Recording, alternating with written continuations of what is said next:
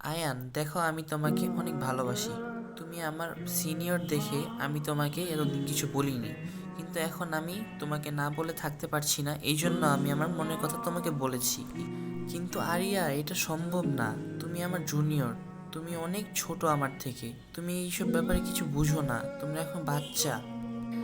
বারবার শুধু তুমি একই কথা বলে যাচ্ছ, আমি বাচ্চা, আমি বাচ্চা। আমি কি বাচ্চা? আমাকে কি বাচ্চা মনে হয়? আমি ক্লাস 7-এ পড়ি। তুমি কি ভুলে গেছো আরিয়া, সিনিয়রদের সাথে কিভাবে কথা বলতে হয়? আমি ক্লাস 10-এ পড়ি, তোমার থেকে প্রায় 3 বছরের সিনিয়র আমি। আমি এইসব ব্যাপারে কিছু বুঝি না। আমি তোমাকে ভালোবাসি, অ্যান্ড আমাকেও তোমার ভালোবাসতে হবে। আচ্ছা আরিয়া, আমাকে একটু সময় দাও। আমি তোমাকে এই বিষয়ে পরে কথা বলবো। এখন আমার কিছু ভালো লাগছে না, সো প্লিজ আমাকে ডিস্টার্ব করো না। ও, আপনাদের তো আমার পরিচয় দেওয়া হলো না। আমি দ্বাদশ শ্রেণীতে পড়ি। আমার নাম আয়ান। এতক্ষণ যে মেয়েটির সাথে কথা বলতে দেখছিলেন, সেই মেয়েটি হচ্ছে আরিয়া। ও আমাদের স্কুলে ক্লাস 7-এ পড়ে, আমার থেকে 3 বছরের জুনিয়র। তো এই ছিল আমাদের পরিচয় পর্ব। আর বাকি কিছু জানা থাকলে সেটি গল্পের মধ্যে আপনারা জেনে নিতে পারবেন। তো চলেন গল্পতে ফেরা যাক যাক। আয়ান, তুমি কেন বুঝছো না? আমি তোমাকে অনেক ভালোবাসি। তুমি এরকম কেন করছো? তুমি আমাকে ইগনোর কেন করতেছো? দেখো আরিয়া, আমি তোমার কাছ থেকে টাইম চেয়েছি, তুমি সেটাও আমাকে দিচ্ছ না। তুমি এরকম করলে আমি তোমার সাথে আর কথা বলবো না, আমি তোমাকে ব্লক করে দিব। আয়ান প্লিজ, এরকম করো না, আমার কিন্তু একটু ভালো লাগছে না তোমার বিহেভিয়ার। তুমি কেন বোঝার চেষ্টা করছো না আয়ান? আমি তোমাকে সত্যি অনেক ভালোবাসি। আমি বুঝেছি, কিন্তু এই সময় হচ্ছে আবেগের সময়। তোমার এখন যা ফিলিংস আছে ওটা হচ্ছে আবেগ, এটা ভালোবাসা না। তুমি এটা বুঝার চেষ্টা করছো না কেন আরিয়া?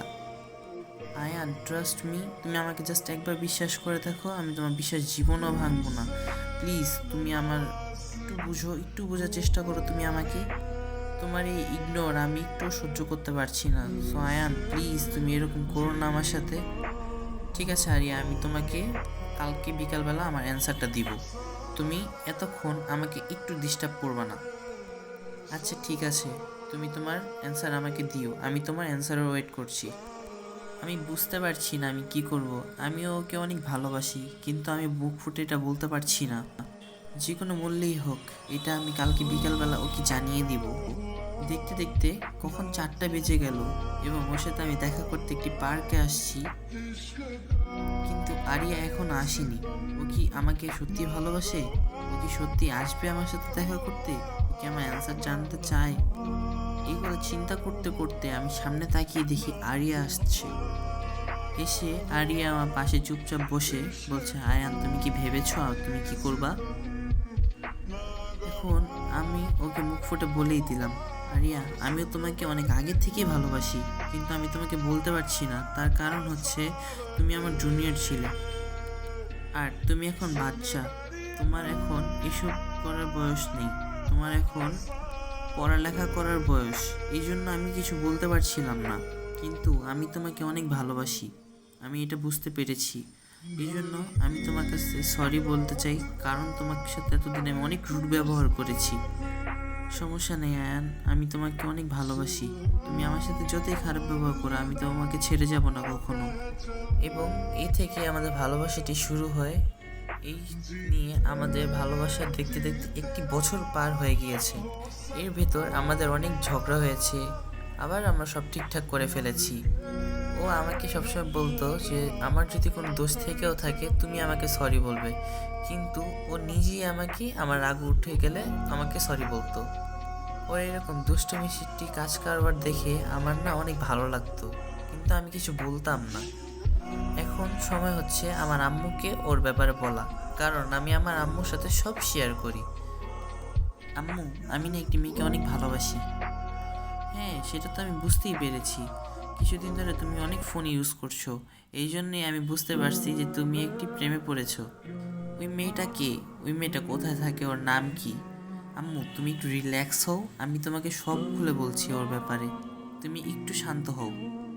ওই মেয়েটার নাম আরিয়া। ও আমাদের স্কুলেই পড়ে, ক্লাস 8-এ। অনেক ভালো মেয়ে। হ্যাঁ ভালো তো বুঝলাম, তুই কিভাবে ওর প্রেমে পড়লি?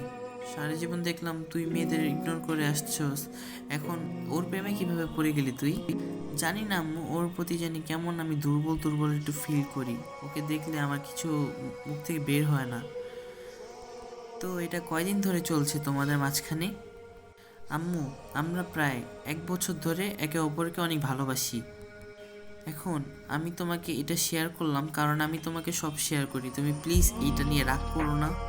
না, তা ঠিক আছে, রাগ করবো না, তুমি আমাকে সব শেয়ার করতেই পারো। কিন্তু দেখো, এখনকার সময় কিন্তু মেয়েরা ভালো হয় না।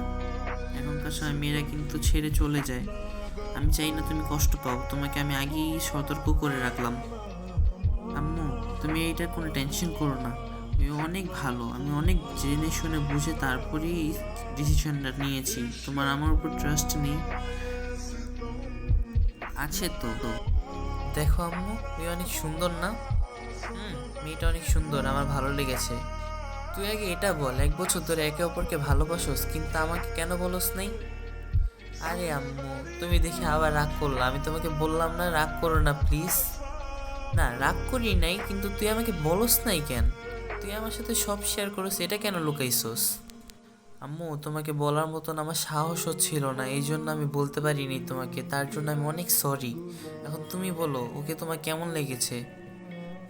মেয়েটা অনেক ভালো, আমার ওকে অনেক পছন্দ হয়েছে। আম্মু, আজকে এটা হয়েছে। আম্মু, আজকে আরিয়ানা আমাকে এটা বলেছে। আম্মু জানো, আজকে এটা হয়েছে। আম্মু, এটা হয়েছে। এরকম করে আমি প্রত্যেক দিন আরিয়ার ব্যাপারে আম্মুকে বলতাম এবং আম্মু দেখে অনেক খুশি হতো, কারণ আমি আগের থেকে অনেক হাসি খুশি থাকা শুরু করে দিয়েছিলাম। কিন্তু একদিন হঠাৎ করে আমি দেখলাম যে আরিয়া আমার সাথে একটু রুডলি ব্যবহার করছে। ওই আমার সাথে ঠিক মতন কথা বলছে না, আমাকে ঠিক মতন সময় দিচ্ছে না। আর ধীরে ধীরে আমার ভিতরের ভয়টা অনেক বেড়ে গেল এবং আমি আরিয়াকে ডাইরেক্ট বলে দিলাম যে তোমার সমস্যা কি, তোমার কি হয়েছে, কোনো প্রবলেম? আরিয়া আমাকে বলেছে না, কোনো সমস্যা হয়নি আমার। আমার জাস্ট পড়ালেখার প্রতি একটু চাপ বেড়েছে, এই জন্য আমি তোমার সাথে কথা বলতে পারছি না। দিন দিন আরিয়া জানি কেমন পাল্টে যাচ্ছে, আমার তো ভয়ই হচ্ছে ওকে নিয়ে। তারপর ওকে নিয়ে এত ভয় করছে, এটা দেখে আরিয়া অনেক খুশি হয় এবং আরিয়া বলে, আরে পাগল, আমি তোমার সাথে একটু প্র্যাঙ্ক করছিলাম, নাহলে কিছুই হয়নি আমার। আমি তোমাকে ভালোবাসি, তুমি এরকম ব্যাড চিন্তা কেন করছো? তোমাকে নিয়ে ভয় পাবো না তো কাকে নিয়ে ভয় পাবো? তোমাকে আমি সত্যিই ভালোবাসি অনেক, এই জন্যই তো তোমাকে নিয়ে ভয় পাই। সেটা আমি জানি আয়ান, কিন্তু তুমি এত ওভার থিঙ্কিং করো না, তুমি অসুস্থ হয়ে যাবা। এরকমভাবে আমরা দুজন দুজনের অনেক খেয়াল রাখতাম এবং ধীরে ধীরে আমরা এত ক্লোজ এসে পড়েছি যে ও আমাকে ছাড়া কিছু বুঝে না এবং আমিও ওকে ছাড়া কিছু বুঝি না। আমাদের ভিতর সবই ঠিকঠাক হচ্ছিল, কিন্তু হঠাৎ করেই আরিয়া আবার পাল্টে যাওয়া শুরু করলো। আরিয়া আমাকে সময় দিত না, আরিয়া আমার সাথে ঠিক মতন কথা বলতো না এবং সেই সময় আমার ওএসএসসি পরীক্ষা এসে পড়েছে। এই জন্য আমিও পড়ালেখার প্রতি একটু ব্যস্ত হয়ে গিয়েছি এবং আমিও ওকে ঠিক মতন সময় দিতে পারছি না। এরই মাঝে আমি শুনলাম যে আরিয়া নাকি অন্য কোনো একটা ছেলের সাথে ঘুরতে বের হয়েছে এবং আমার বন্ধু এটা দেখেছে। তো আমার বন্ধুর কথা শুনে আমার বন্ধুর সাথে আমি সেই জায়গাটায় যাই এবং দেখি যে হ্যাঁ, আসলে আরিয়া একটা ছেলের সাথে হাত ধরে হাঁটাচলা করছে। সেটি দেখে আমার অনেক খারাপ লাগলো এবং আমি সাথে সাথে আরিয়ার সামনে যেয়ে বলি, তুমি আমাকে কেন ঠকালে?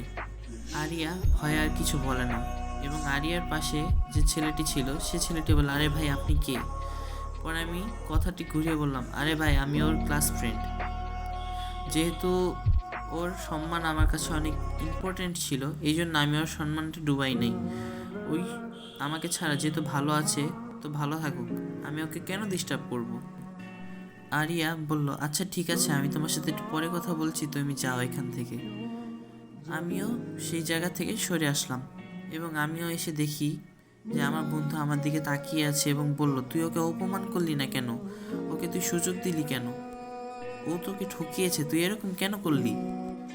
আমি তখন কিছু না বলে আমি চলে আসলাম এবং আমি নিজেকে বন্ধ করে একা করে ফেললাম। সারাদিন একা একটি রুমে থাকতাম এবং কারোর কথা শুনতাম না। আমি রুম থেকেও বের হতাম না, খাওয়া দাওয়া ঠিক মতন করতাম না। দিন দিন আমি অসুস্থ হয়ে যাচ্ছি। আমার ভিতরে এরকম পরিবর্তন দেখে আমার আম্মু খুবই কষ্ট পাচ্ছে, কিন্তু আমার আম্মু কিছুই করতে পারছে না। তার কিছুদিন পরেই আরিয়া আমাকে মেসেজ দেয়, কিন্তু আমি ইচ্ছা করে ওর মেসেজটা রিপ্লাই দেই না এবং আমি ওকে ইগনোর করা শুরু করি। পরে আমার বন্ধুর কাছ থেকে আমি জানতে পারি ওর নাকি তারপর আমার বন্ধুর কাছ থেকে আমি জানতে পারলাম যে ওর নাকি ব্রেকআপ হয়েছে, এই জন্য ওই ওর ভুল বুঝতে পেরেছে। তারপর আচ্ছা দোস্ত, তাহলে আমি এখন কি করব? আমি কি ওকে আবার একটা সুযোগ দিব? দোস্ত তুই কি বলতেছস? তুই তোকে ঠকাইছে, এখন তুই ওকে সুযোগ দিবি, পরে আবার ঠকাবে না, এটা কি নিশ্চিন্তা আছে? তুই ওকে আর এরকম সুযোগ দিস না। তুই এখন নিজের লাইফটা এনজয় কর, নিজেকে পরিবর্তন কর। এরকম একা ঘরে একা বন্ধ হয়ে থেকে কোনো লাভ নেই। তুই ওকে দেখিয়ে দে যে তুইও কিছু পারস। ওই এখন ওর ভুল বুঝতে পেরেছে, এখন তুই ওকে কিছুদিন তোর পিছে ঘোরা, তারপর আবার সব ঠিকঠাক করে ফেলিস। ওর ভুলটা ওকে বুঝতে দে, তারপর দেখিস ওই নিজেই তোর জন্য পাগল হয়ে যাবে পুরোপুরি। দেখতে দেখতে 5টি মাস পার হয়ে গেল। আমি প্রতিনিয়ত আরিয়াকে অপমান করি, ওর সাথে আমি দেখাও করি না, ওর সাথে আমি কথাও বলি না ঠিক মতন। আরিয়া আমাকে মেসেজ দিতে থাকে, কিন্তু আমি ওকে ব্লক মেরে দিই। যে আইডি থেকে মেসেজ দেয় আমি ওই আইডি ওকে ব্লক মেরে দিই। এদিক দিয়ে আরিয়া দিন দিন অসুস্থ হয়ে যাচ্ছে, ওই খাওয়া দাওয়া বন্ধ করে দিয়েছে। ওই আমার সাথে কথা বলার জন্য যত মাধ্যম আছে সব চেষ্টা করছে, কিন্তু আমার সাথে কথা বলতে পারছে না। সো গাইস, আজকে এই পার্টটা ছিল এই পর্যন্তই। আশা করছি তোমাদের এই গল্পটা ভালো লাগছে। এই গল্পটা বেশি এপিসোডের হবে না, কিন্তু তোমাদের আশা করছি এই গল্পটা শুনে অনেক ভালো লাগবে। তো আজকের জন্য এই পর্যন্ত বিদায় নিচ্ছি, দেখা হবে নেক্সট পার্টে। আল্লাহ হাফিজ।